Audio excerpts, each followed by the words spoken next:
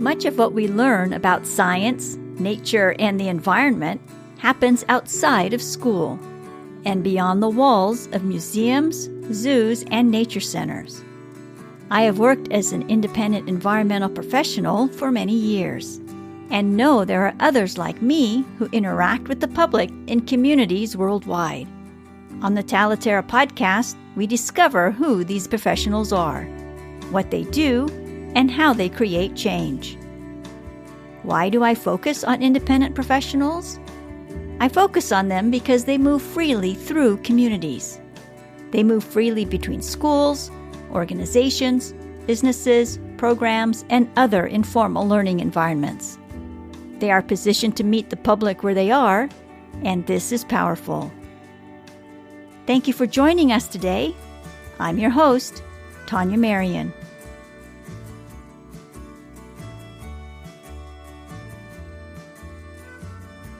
Today, my guests are Dan Kriesberg and Camille Simone Edwards, founders of Diversity Education in Nature. Dan and Camille's unique approach to diversity education occurs through the lens of ecological concepts. They pair outdoor experiences with conversations about diversity, equity, and inclusion. Dan and Camille reach beyond the field of environmental education and lead workshops for students, educators, parents, and caregivers. They've also developed a program for corporate settings and are ready to work with decision makers at organizations large and small. In this episode, we discuss the structure of their programs, radical empathy, consuming DEI as a, quote, product, and healing in communities. Let's join the conversation. Dan and Camille, thank you so much for stopping by today and introducing us to diversity education in nature. And I so appreciate Dan for reaching out and introducing both of you to me through email. Would you mind introducing yourself to listeners, please? My name is Dan Kriesberg. I'm a sixth grade science teacher at Friends Academy. It's a Quaker independent school on Long Island. I've been teaching there for almost 20 years, sixth grade science. And I've also been an outdoor educator ever since I graduated college. So it's been a long time doing that. Worked at some different nature centers, other schools, done some independent work as well, and just love being outside. Hello, everyone. My name is Camille Simone Edwards, colleague and partner to Dan Kriesberg. I also work at the same Quaker Independent School on Long Island. Here, I am our Director of Diversity, Equity, and Inclusion. I've been doing DEI work at this particular independent school since 2012, but I have been the DEI officer of this school for the last 5 years. And outside of this space, I work as an equity practitioner and personal development coach and consultant. Wonderful. Thank you. So I'm going to begin by making a kind of a general statement about the field of environmental education. And this is that most of the time you see activities that are targeted towards K-12 students, K-12 audiences. But your program, Diversity Education in Nature, is not. And the difference jumped out at me in two places. One is where you describe your program, and most organizations don't talk about corporate settings. And you do. You talk about your work in corporate settings. And the other place is in the types of activities that you share in the sample pages for the Go In guide, the walking guide that you have, and in particular the biomimicry page, and the things that you lead the participants through there. I think it is a good challenge and good fun for all ages, but that one in particular stood out to me as, I suspect, being of particular interest and engaging to more adult audiences, and how that could be just a springboard to all sorts of conversations. That's what popped into my head. Let's begin with how your collaboration began. What spark gave rise to Diversity Education in Nature? Well, our school was in session in person in 2021, and I was just looking for any opportunity I could do to teach outside, because that's one place we could take off our masks, and it was much easier to teach that way. So just kind of thinking through things. And it was also a time at our school when there was a lot of conversation and talk about how we can do more DEI work. And Camille was incredible about, talking to the faculty and talking to everyone about, we need to do this. It's okay to ask questions. If you have any ideas, I want to work in the classroom. I want to work with you.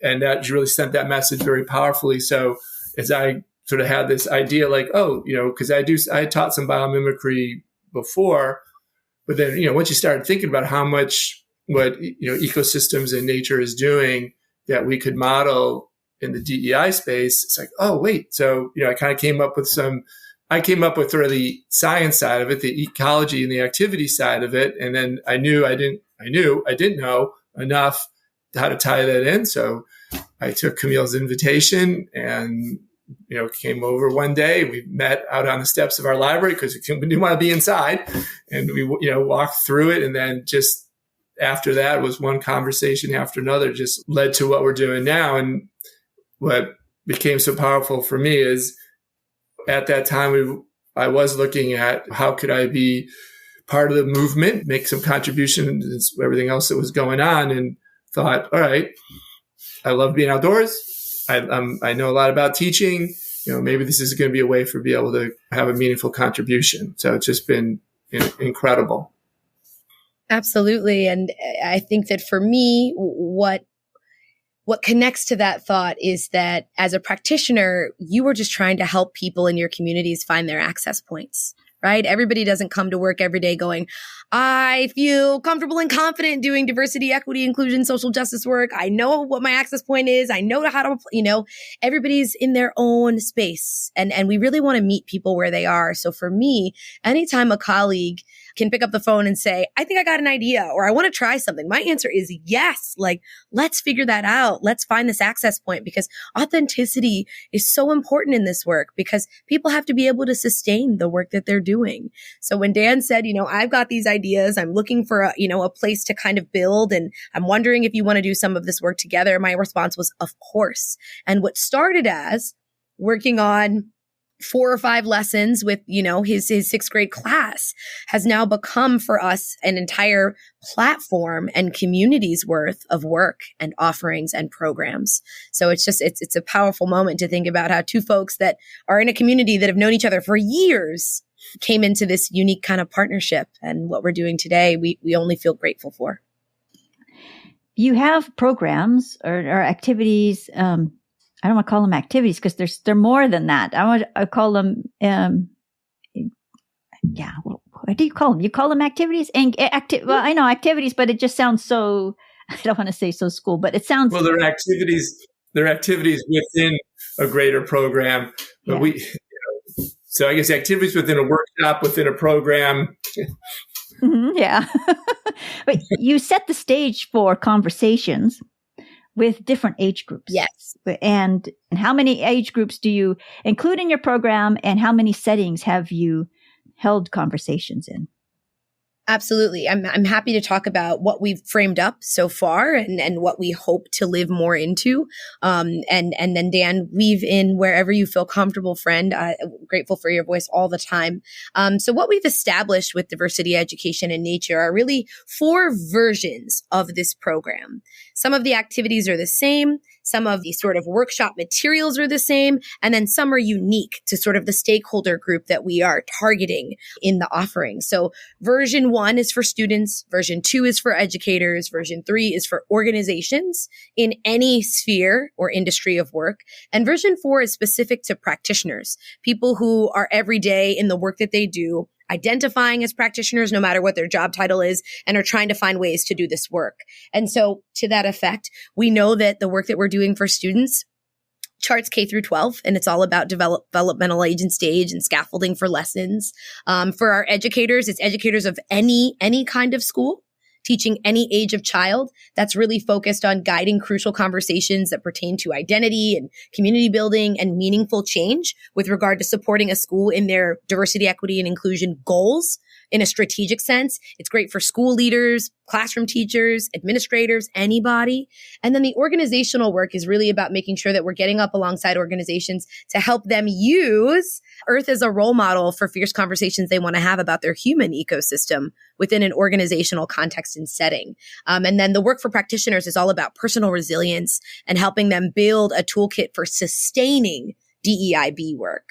At present, we've worked with adults in schools in all kinds of roles and students in various grade levels. And we are hoping to be invited into spaces where we can work with organizations. We also have done some great work so far with practitioners. And so we offer equity seminars and one-day workshops and a plethora of things. So that's sort of the landscape at the 20,000 feet view.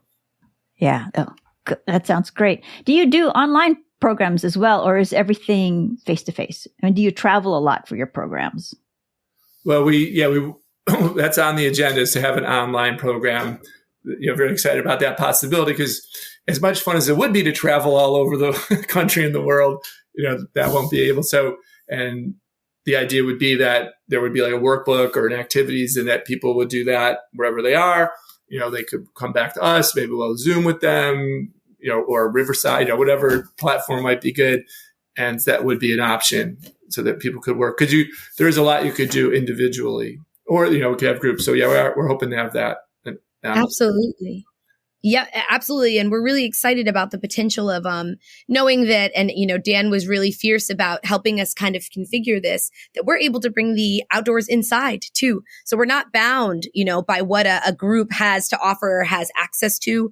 We're really thinking about how to do this work indoors and outdoors, as well as what content we can offer in person and digitally, because we're also thinking about equity. And there may be people that find us that don't have a way to get us to them. But by offering an online platform and building an online community, we're really thinking about how we just kind of get the ground to swell underneath this work a bit and be connected to anyone who would like to be connected to DEIN. Yeah. Yeah. Okay. So Camille, you used an acronym just a little bit ago, DEIB. And in diversity, education, and nature, you focus on diversity, equity, inclusion, and belonging. That's the DEIB acronym. And I read that you emphasize brave spaces over safe spaces. And how did you come to take this position? Absolutely. This is a wonderful question. So there's beautiful, just shared common language in the work of practitionership. And when we talk about brave spaces, as DEI practitioners, there's beautiful writing out there. And so one of the things that we share with our participants is a piece, written by Mickey Scott B. Jones called Invitation to a Brave Space. And it's not very many lines. Would you be open to me reading it to listeners? Okay. So the idea is that we have an opportunity to have an invitation to building brave spaces when we are together and learning. So the words are like this. Together we will create brave space because there is no such thing as a safe space. We exist in the real world. We all carry scars and we all have caused wounds. In this space, we seek to turn down the volume of the outside world. We amplify voices that fight to be heard elsewhere. We call each other to more truth and love. We have the right to start somewhere and continue to grow. We have the responsibility to examine what we think we know. We will not be perfect. It will not always be what we wish it to be, but it will be our brave space together, and we will work on it side by side. And so this is, again, Mickey Scott B. Jones. Many practitioners talk about the difference of a brave space and a safe space. And what we generally know, and when we talk about safety, we mean emotional safety, psychological safety. And we want people to know that in spaces where we're stretching a little bit outside of our comfort zone, we want people to think of the fact that it has to be brave, that there is a stretch. They shouldn't expect pain, but they should welcome discomfort, and that we cannot guarantee safety in every single moment, because safety means different things to different people. And when we're stepping outside of our comfort zone, sometimes what is psychologically or emotionally safe for one person might not be the same for another. So we agree that we're stepping into a space with bravery on our hearts and minds, knowing that it's going to be vulnerable, because we don't walk through life protected every moment in every day from things that cause us harm or disruption or pain. But together we accept those sort of terms of engagement as we do this public learning together about things that are difficult to talk about, no matter how old you are. Dan, how do students embrace brave spaces? What is their response? They like it. They like the opportunity to, speak up. It's one of the things that Camille really brought to my attention is the idea that, these low stakes conversations are really important. It's almost like you need practice. When I first started thinking about this, I was all about, we have to solve this problem and that problem and this. And she said, no, we have to kind of allow them just to talk about their friends in a way that, they can start to talk about some of the differences, and it's not always the big issue. So by kind of prefacing that, that they realize, okay, to ask some questions. I mean, some of them are still really nervous. These are things, are we really allowed to say that word or talk about that? But it opens it up. And it's been powerful, even when we open up with, an adult group, that poem sets a good stage. Yes, that was my next question. How do the adult participants respond to brave spaces? I just love the posture that you're taking, the position that you've taken there. Well, thank you for that. I think we're learning, in real time, because it tells us a lot about a community when we see how adults or students respond to this invitation. I think that one thing that we learn culturally working with adults in any industry is what the culture of that industry says about taking risks, what the culture of that industry says about perfectionism, what the culture of that industry says about what should be predictable and controllable and what success looks like. Because by and large, as adults, we think that we should show up in a certain way and be ready for anything. And we don't necessarily put ourselves in situations once we're in an arena where we have prowess and ethos to be sort of taken off of that, right? Off of that posture. We don't necessarily set ourselves up for things that feel uncomfortable. We don't choose or elect that every single day, depending on what work we're in, because the work that we're in is requiring a certain positioning where you have to be comfortable and confident. And a lot of this work takes people off their axis. And so we have found, I believe, that there's a really mixed bag. People are maybe a little nervous at the beginning, but then are like taking it in like water. Like, oh my goodness, I didn't realize how applicable this was. Or, oh my goodness, this is exactly what I thought it was going to be. This water is so good. Or, oh my goodness, this is a lot of water. I don't think I want all of this water at one time. But like at the end, they're going, wow, that was refreshing. So we are really definitely getting enough data that lets us know that our adults that we meet need this and want this as much as young people do. And depending on what industry they're in, they just don't have proximity to what the value might be at the onset. But the curiosity is there and the openness is there and the willingness to grow across different stakeholder groups is something that we see.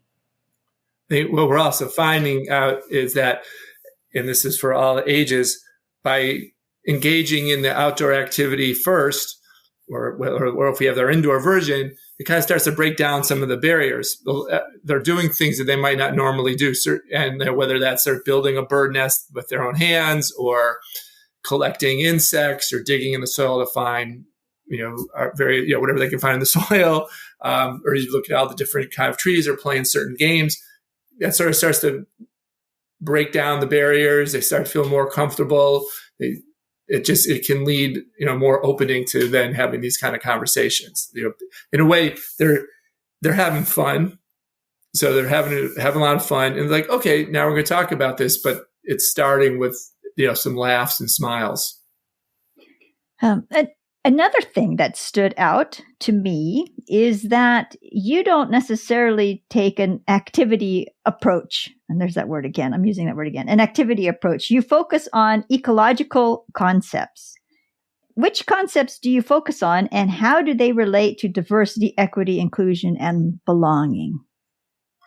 Well, we started off, this is not so much ecological concept, but we started off with the idea that there's certain skills that the more we practice these skills, the more they're going to help us in being able to discuss and act on DEIB. So one of the skills is empathy. So we have an activity where they try to build a bird. The main one is they're trying to build a bird nest with their hands or with tweezers or a clothespin. And then that leads into conversations about empathy and radical empathy. We have some activities about noticing patterns, because that's the skill of pattern seeking. You can see where things are working, where things are not working. We have some activities about wonder, just asking questions. And then we have some activities about creativity, because we need to be creative. So that sort of sets the stage where they're just learning the skills. And then the three big ecological concepts, one of them is biodiversity. So we have some activities where they're learning about the biodiversity in the place they are. And then that leads to conversations about diversity. We need the biodiversity of our stable ecosystem. That's why we need diversity for a human ecosystem. And then we have some activities about mutualism, the way organisms benefit each other in a relationship. And then that translates to, how can our gifts and the skills that we have benefit each other? Some activities on that. And then the third one is ecosystem interrelationships, just the way that an impact in one place can spread to others in a positive, like you can have a positive impact in one place. We use throughout this, we're kind of using different animals and plants and organisms as role models. So like the beaver is our role model for ecosystem interrelationships. Lichen is our role model for mutualism. And by having all these ecological concepts, it just translates to like, oh, this is what would help our own community and whether it's in my family, my friend group, my classroom, my school, my community, whatever the group is. That's beautiful. That is a really big picture, holistic approach. And yeah, that's exciting. That's very exciting. Dan, you shared in your message to me that your program is about building radical empathy. In what ways do you do that? Can you provide an example of how you do that? Well, I'm going to mostly let Camille answer that question. The bird nest activity is to give them a chance to see, okay, what's it like to be a bird? Where do you find the materials that you need? Where are you going to put your nest so that it's safe? How is it possible that a bird can do this with their mouth? We joke around like, oh, you should build the nest with your mouth. I mean, that's what the bird is doing. And you're sort of just giving them that experience. We have another game where they're role playing chipmunks and foxes, and they have to sort of figure out in their role, gathering food, when to protect, when to find protection, and some, so there's just chances for them to have the idea of what it's like to be another being. And then after they have those activities, then we discuss radical empathy. But I'm going to let Camille explain that because she does it so more beautiful than I do. Oh, well, and this is where our partnership is one where we are really continuing to lean on each other and be teachers of each other. Dan teaches me new things about science every single day, genuinely. And so I'm grateful to be thinking about how we work together to grow and partner as we educate communities. It's been amazing. So happy to talk about radical empathy. So we take empathy, this idea that most young people that we work with have heard the word, or adults are like, yeah, I know what empathy is, right? But we take this idea of, okay, great, empathy, understanding, this idea that we're here to notice one another and that we're thinking to ourselves, like, I seek to know you because I want to understand. But we want to take it one step further. And we are really inspired by the work of Terry E. Givens around radical empathy, this idea that radical empathy is empathy taken multiple steps beyond where we usually stop. So it's actually practicing empathy, having an empathetic practice, which I'll talk about. But it looks like becoming grounded in who you are. It looks like having a willingness to be vulnerable. And we see how all these things might connect to being in a brave space. It talks about opening yourself to the experience of others. It talks about creating change and building trust. And then perhaps most importantly, which adults and young people, when they hear this, they go, oh, taking action. Like, it has to get sticky. So it's not just about what's happening here and what I'm thinking. And I've learned this thing about this person. Now I understand them. Wonderful. Now, what will you do with this newfound sense of understanding? And DEIN uses the earth as one of our greatest teachers to say, well, look at all of these things that the earth demonstrates and shows us how to do. How can we be more earth-like is one of the questions that we're asking. So when we talk about radical empathy, and, Dan talked about how some of our activities directly lead us to thinking about being empathetic spirits. One of the examples that I would connect us to is, okay, great. So if we're thinking about empathy looking like taking action, right? Coming to a sense of understanding. And then radical empathy is this idea that It's empathy in action, empathy as a practice. Great. So if empathy is actually a skill, right? How do we do the work of making that active? So one of the things that we will ask students and adults to do is start to do some self-reflection. So pattern seeker, they're doing some noticing, they're doing some wondering. And so we ask people to think about empathy as something they can demonstrate through attentiveness.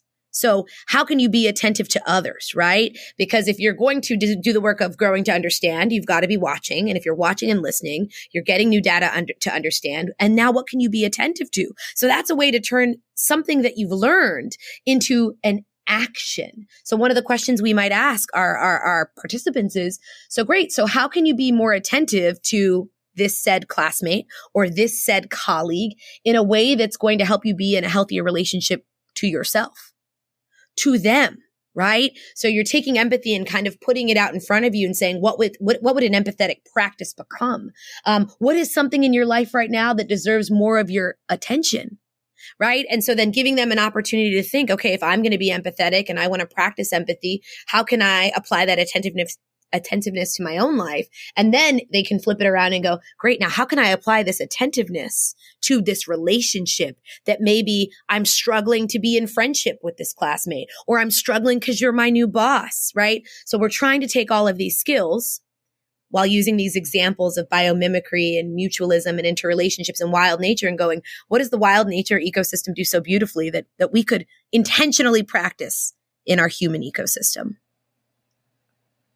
And what then happens is not say the next activity where they're collecting, let's just say they're doing the collecting the insects, they start asking lots of, they're likely to ask a lot of questions about the insects. What kind is that one? Why does that one have stripes? Why is that one trying to, all the just going to be feeling very free about asking questions. And then that can lead to, okay, why was it easy to ask questions about all these insects and sometimes not easy to ask questions about your friends?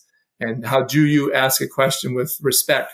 Because, we want to get to know each other. One of the lines we've been sort of trying to get across is, instead of trying to, hopefully I'll do it correctly, instead of trying to find out how much you're like me, I want to learn more about what it's like to be you. And so asking questions with positive intent, but also realizing that, maybe sometimes you do ask a question that wasn't as, you might have done it with great intention, but maybe the impact isn't what you wanted. But the only way to learn is to ask questions, and that practicing asking questions with wild nature opens the door to practicing asking questions in your human ecosystem. Right. Yeah. So you lead this program throughout the school year, or is it also I think primarily through the school year, but also through summer sessions, after school sessions? I mean, where does it fit in your work day, in your programs, your school programs? Dan, would you like to share a little bit about what it looks like during the scope of the school year? And I can talk about other pieces. Okay. Well, I mean, we both have full-time jobs. So right now it's kind of, we work on it, in the evenings and in the mornings and the weekends. Lots of, we meet at school, we have Zoom meetings, we take, we're just kind of at this point in a way, just finding time when we can. We have been able to go to some conferences, visit some schools during the year. And, this summer we're hopefully, the spring and summer work on, be able to put a little more time into it during the summer, and start to, we're hoping is, eventually, get more and more, groups that we're working with. And then as we get more time, it can just expand. We wish there was more time. We want more time because we have so many ideas. Yeah. Definitely. So go ahead, Camille, you can go ahead and answer. It's just a mix of things right now. I mean, we are fairly young. DEIN is fairly young, is what I mean. And we're trying to figure out, all of the ways we want this work to live and what we want it to be, which is why at this juncture, we're calling it a program that we've designed together that has several different kinds of offerings. And our work right now is pushing into communities in the ways that feel and make most sense to us. So we have the curriculum that happens within the scope of the school year that happens through Dan's class. But last year, we started offering it as after-school workshops for colleagues. that just could give us a one-off here and a one-off there. And that felt really great.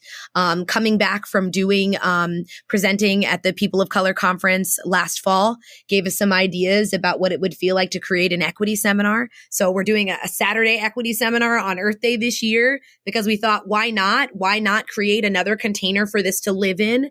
And so we're doing a lot of, what I would say, just like session design and unit design and finding different frameworks for parts of our work to live in so that we can kind of meet people where they're at. We've had people ask us about online coaching and about online communities. And so we're sort of just in a space where we are exploring, responding to what people feel like they need and trying to package this content in different ways that people are interested in interacting with. But in our imaginations and in the world of worlds, this work lives all year round with many different kinds of stakeholder groups and has lots of different frames. Yes. Yeah. Because I would think that the extended learning community, the after school people, the summer school people, intersession, groups, those educators also, find this program wonderful because they can add such a, a different dimension to what they do to their programs. So another thing that stood out for me, lots of things stood out for me as I was reading and learning about your programs, is that you reach beyond the field of environmental education. Tell us about your corporate work. Who do you speak with in corporate settings? So this is a new space for us. We are hopefuls in that arena. That version of our program is designed and living, but we are not yet, because of how we've lived our lives so far, gone beyond educators, students, and practitioners. So that is a space that we hope to be in, knowing that we have folks that we've met already that have interest in us being connected to their organizations, and are often, we have gotten feedback that we seem to be the kind of program that might be low stakes, but good, strong DEIB professional development offerings for organizations of all kinds. And Dan, I leave space for you to add, more there that you might want to say, but that's just an arena that we know that we have an opportunity with and a group of folks that we are hopeful to be connected to in the future. So that's just one of kind of our newest components. Yeah, we're very excited to explore that version of DEIN and, start to work with some of those groups. And in sort of talking with people informally, there is some concern, you hear that a lot of DEI work in corporations, it ends up backfiring. There's a lot of resistance. It can sometimes make the situation worse. So we're thinking that this is a different way. Like I said before, it starts with some fun. It starts with, some ways to where people are kind of working together, interacting, and then, build into some of the other conversations and ideas and actions. But, we want to have something that's measurable, that something has a positive impact. We want to be very mindful that that when we're going into an organization that it's going to be positive and that we're doing something that's going to help. Absolutely. And something that's different. That was one of the first things that people said when they started looking at our work, that it just feels so different from other DEI learning or training, right? Because that is also really popular language in the field that people hear about. And they're like, wait a minute, like, you're saying that you would come and we would go outside and we would do what? Or that you could bring that inside and we could do what? Like, that seems so low stakes and less scary and less, right, polarizing, all of these things. So we're hoping to meet people in the very near future. But we sort of started taking our show on the road, only a year and a half ago. So we're new out here and excited to meet folks. I think another part of it is that there is the DEI component, but what we've discovered and been super exciting is that just going outside is such a benefit for your health and emotional health, physical health, that in a way, even if the DEI, there's not this dramatic change in that, but people are getting outside, they're getting excited about the outdoors, they're coming more comfortably outdoors.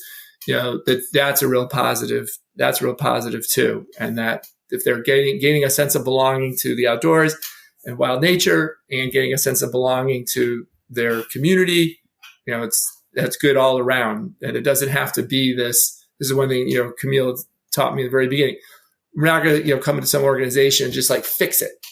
All right. But we can get things started. And there's just, again, I keep coming back to, just keep coming back to, it's just good to be outside. And that's going to be helpful for everybody. Mm-hmm. Dan, you have years and years of experience as a science teacher, as an environmental educator. You've written books. You've authored, 100 articles. And so there are many points of entry, many ways to start your conversations. This is such exciting work. I mean, does it have you digging through your file cabinets, reminding yourself of what you did and all the good work that you've done? Well, yes. And okay, sort of a side story. Right now, I'm planning we're taking the 6th grade on an overnight outdoor education trip to the Residential Nature Center where I first started. And, it's been a few years since we've done it. So it's kind of getting it all together. So I was talking with the nurse at our school because we have to arrange all the medical forms. And, she's like, "Oh, are you going to Greenkill?"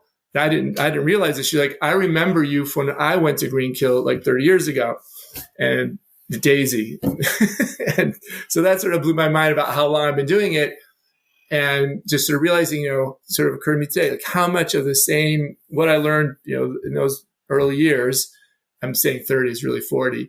I'm still, here I am using them still and bringing them this whole new work. So yeah, it is super exciting to kind of go back and like, oh yeah, or even just, oh, there was quotes that I used to use, or there's this or that. Because it's just exciting to have this whole kind of revise. I don't know if revise is the right word. I guess let's start that one over. I don't know. It's just, yes. The answer to your question, yes. Sorry. Oh, that's good. Does that answer the question? Yes, that absolutely does. My own experiences with outdoor camp were very limited. The last time I went, it was as an adult in 2018, and I had so much fun, and I was so impressed with these young educators and their energy, how thoughtful they are, and how inclusive they are, and they really want to make sure people feel safe and comfortable. And just that whole weekend, that whole conference, it was really a really positive experience. So I can only imagine that when you take your class out there, it's just going to be, that plus so much more. And then when you take adults out there, I don't know how where you would take adults. Would you take adults to that same type of a setting, or would you take them to someplace else? Yeah. That's it. We're open to everything. So yeah, it would be, we have so much we want to share, and that's also, it's been so good. So much we could probably have a whole week long, session, because, we keep getting new ideas. Like when we did our equity seminar at the People of Color conference, we have 3.5 hours, and then we just were like, we didn't even get through everything. So yeah, it'd be cool to have like a weekend retreat, and you could just, could do so many good things. Okay, so you have programs for your students. You have programs for, you're reaching out to other educators, extended learning professionals. You're reaching out to parents. You're reaching out to business people and other professionals outside of the field of education. What's next for you? Okay, Camille. So Dan and I have so many dreams, and so many things that we're excited to do together. And I think that one of the first things that I would pick up out of that beautiful big bucket that just keeps getting more stuff in it is that what's next for us is just building community.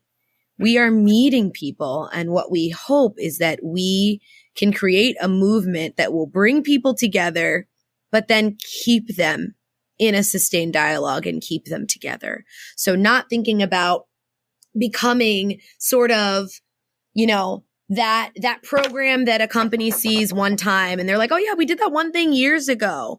And even if, a company is only bringing us one time, knowing that there are 5 people that we met that day that have become a part of this DEIN community of their own choosing. Because what we also hope to do is to create an impact through others, right? We're not teaching about radical empathy because we want people to think about it for a moment.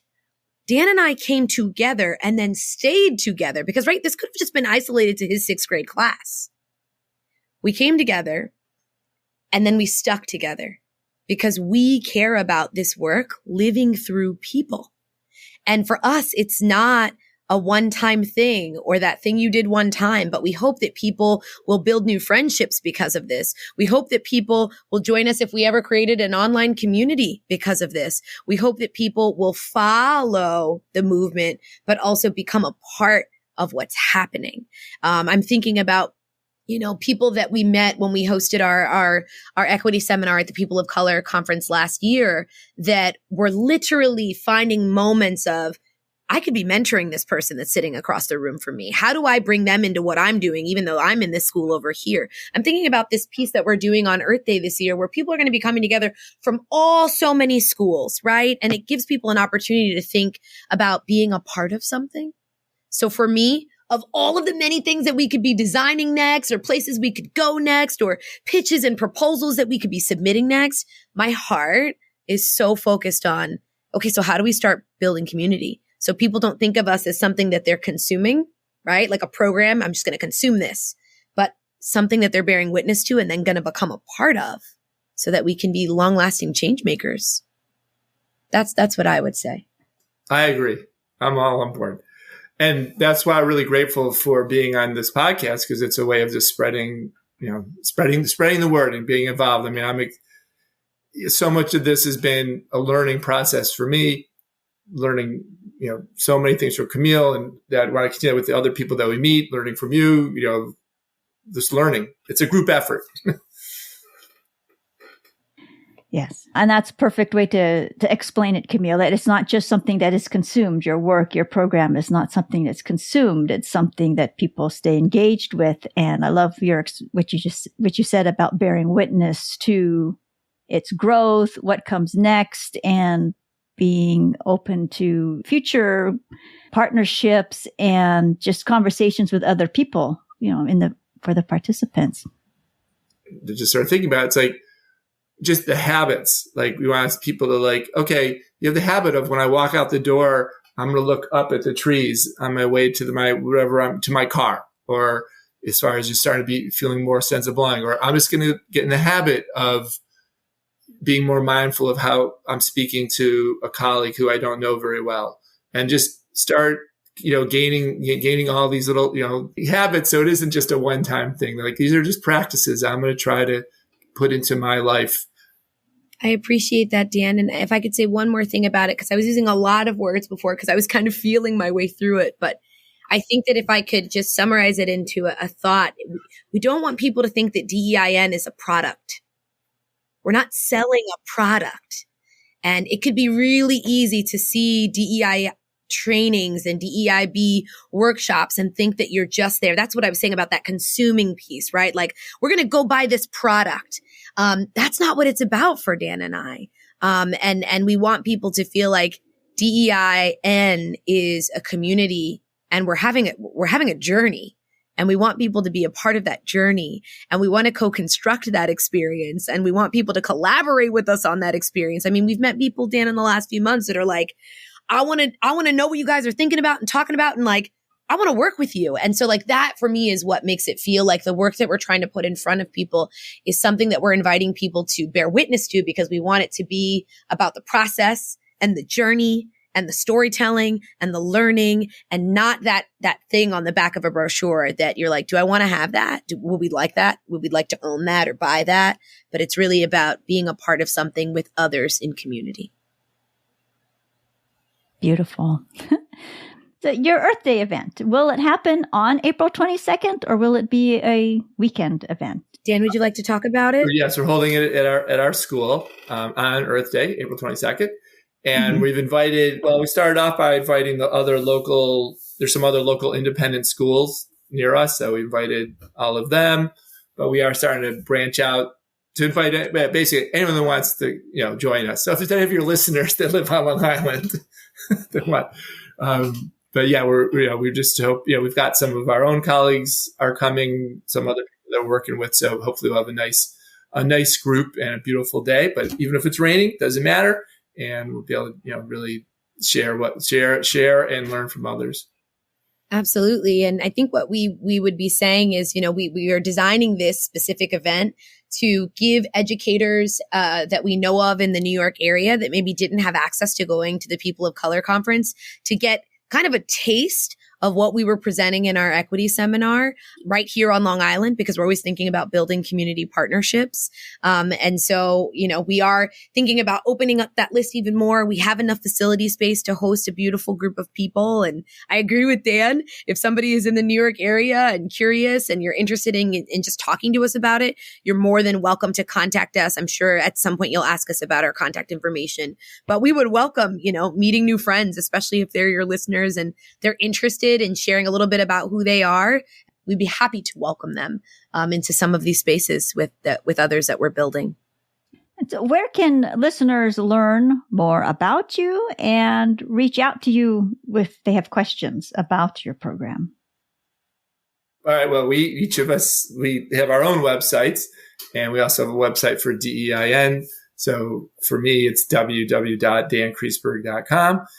So this is probably the best one of trying to, contact us directly is contact DEINconsulting@gmail.com. Absolutely. Absolutely. And you can find me, Camille Simone Edwards, at CamilleSimoneConsulting.com. My email is hello@CamilleSimoneConsulting.com. And what Dan and I have done is made sure that on both of our websites, because we are both consultants outside of working in our work here at school, we have embedded information about DEIN. So you can contact us about DEIN through either portal or pathway that you take, or you can reach us at the email alias that Dan shared, because we share it. And that's contact DEINconsulting@gmail.com. We're putting resources on our site page. We are always going to be talking to people about content, and we're happy to just start conversations. Like we said, it doesn't have to be about a product that you want to buy. It can be about building relationship. We love that. Yeah. Thank you for that. Thank you for this information. And I'll make sure that it's all listed in the show notes, links to both of your websites. Is there an audience that you would like to connect with that you haven't been able to connect with? I love that question. Sorry, I just got so excited. My short answer would be people who are decision makers in their organization. I think it's really easy to look at the work that we do and think, oh, this would be great for my people. And I say that lovingly, like my people, I love my people. Let's get my team there. And I'd love to know that we are in rooms co-constructing experiences for decision makers in organizations, knowing that schools are also organizations, right? That we are sitting at a table with people who are making decisions about things like culture, about things like pace, about things like productivity, about things like objectives and outcomes and metrics for success. These are folks that I would be grateful to know that we are meeting regularly, and that we are not only meeting people that have been, offered this opportunity on behalf of someone who's looking out for their organization as a decision maker. We want to, I would like to, and I know that Dan would too, philosophically, based on how we're aligned, meet people that are making decisions about others, because this work is for everyone. Dan, what do you think? How about you? Definitely. And I would add also that, I'm able to get out. I have a lot of access to the outdoors. It's not a problem for me, even though I want more. But for a lot of people, they don't have that kind of access to the outdoors. They don't have, for a variety of reasons. And I think it would be important for us to help people gain more access to the outdoors, people who might not have that opportunity, for all the benefits that we gain from, feeling a greater sense of belonging to nature. I mean, we all belong. We can't not belong, but not everybody feels like they belong. So part of our work I like to see is more of that, and talk to those people.